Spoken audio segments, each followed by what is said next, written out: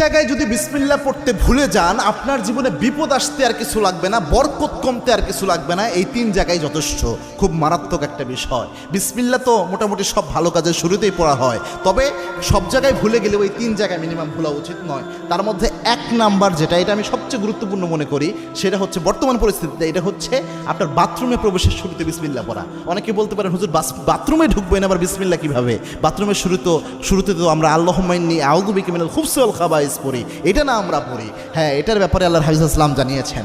আল্লাহর হাবিব সাল্লাল্লাহু আলাইহি ওয়াসাল্লাম জানিয়েছেন, কোনো ব্যক্তি যদি বাথরুমে প্রবেশের সময় পড়ে আল্লাহুম্মা ইন্নী আউযু বিকা মিনাল খুবসি ওয়াল খাবাইস, এর ফজিলত হলো ওই ব্যক্তি বাথরুমে প্রবেশ করলে বাথরুমের মধ্যে যে দুষ্ট জিনগুলো থাকবে ওই ব্যক্তিকে দেখতে পাবে, কিন্তু কোনো ক্ষতি করতে পারবে না।